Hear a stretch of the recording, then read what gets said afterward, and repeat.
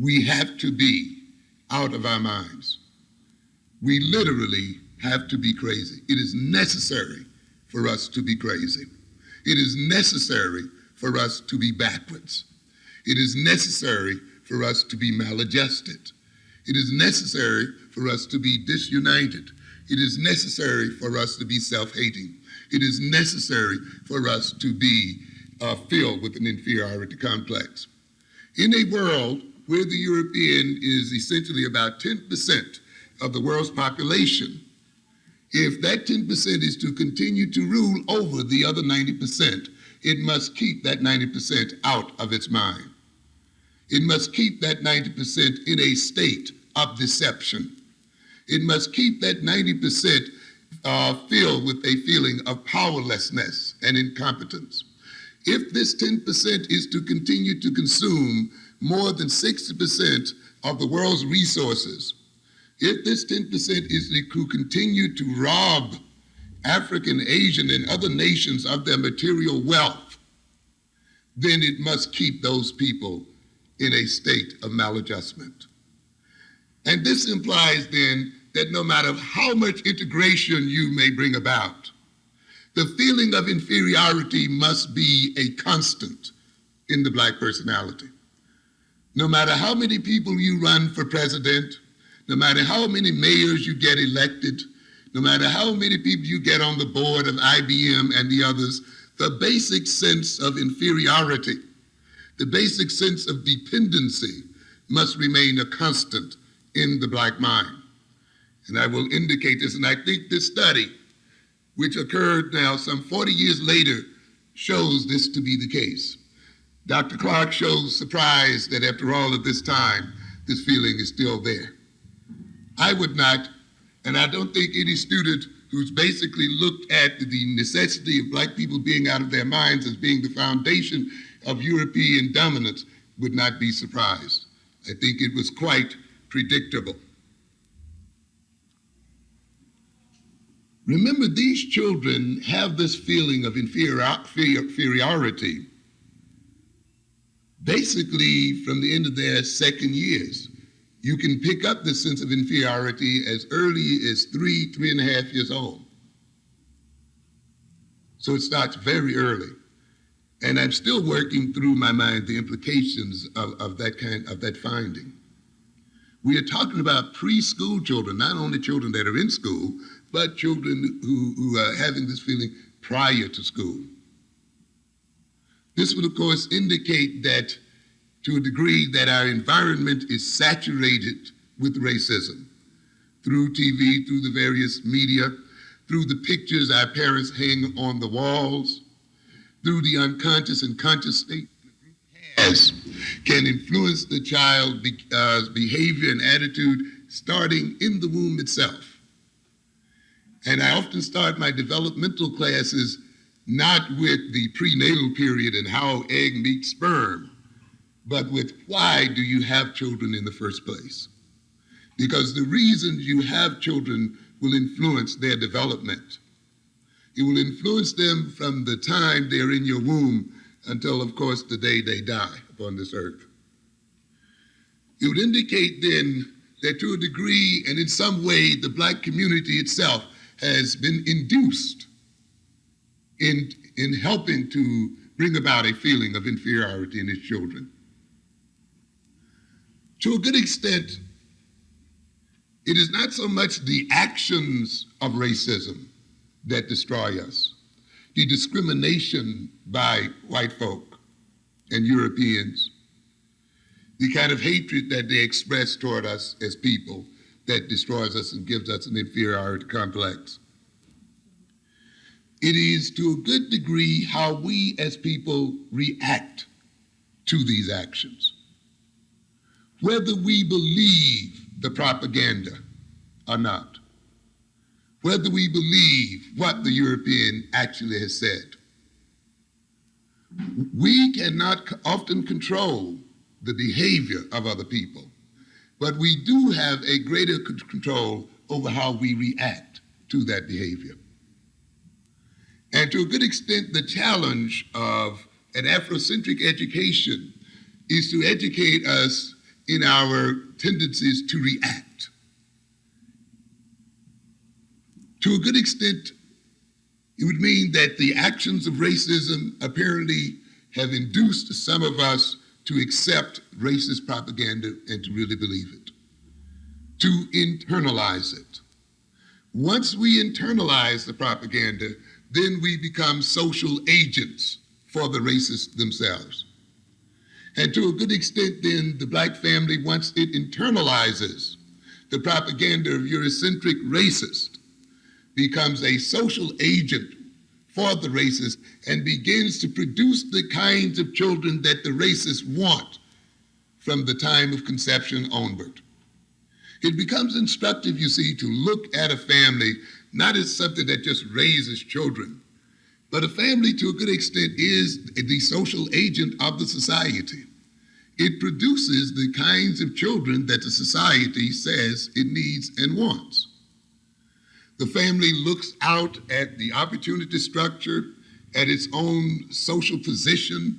It looks out at what it views as the future for its children, for its group, for its nation, and it inculcates those views into its children and rears its children in terms of those views, sometimes consciously and sometimes unconsciously. And in that way, it begins to create the children for the society. In a heavily segregated society, for instance, if your black boy or girl would have said some years ago that they wanted to be president of the United States or that they were going to be president of the United States, how many of us, by being realistic, would have discouraged that view? You know, ain't no black man gonna be this or no black woman gonna be that. Be real. And in the service of being real, by saying, well, I don't want him to be disappointed. I want to save him from racism and save him from the recognition one day that there are limitations to his aspirations. We quietly steer them toward a trade or a skill. Get this and get a job. So what's happening there? While it may have a realistic basis in a certain sort of way, you are also at the same time, though, creating the child's aspirations. You're also creating the child's motivations. You're creating the child's view of itself in line with the way the society is structured. A true Afrocentric family not only relates to its children in terms of reality, but it relates to its children in terms of idealism. It relates in the sense that there is a world that it as an African family and we as an African people want to bring about. While the black man may not be president of the United States, it does not mean that he cannot rule the world. The true Afrocentric family then not only raises its children in terms of the so-called social realities, because it recognizes that social realities are things that men create themselves. And therefore it raises children to create a reality suitable to the advancement and development of black people. But an unconscious black family, an unconscious people, a people who've fallen victim to racism, a people who've fallen victim to a sense of inferiority, then will produce the kind of inferior children that the white society needs to continue its dominance in the world. And in this way, then, the black family and the black community and black leadership becomes allied with the dominant group and with the Eurocentric group. It is this kind of thing that we must come to become conscious of and to defeat consciously. I'm going to give you a little taste of what I'm writing about in my current book.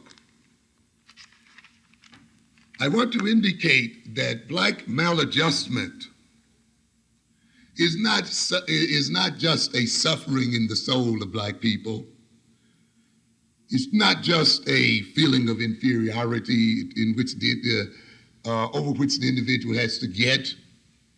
It's not just a feeling of alienation that you get over by going to a therapist, that you get over by attending various therapeutic sessions. Black maladjustment is functionally necessary for the world as it is currently constituted.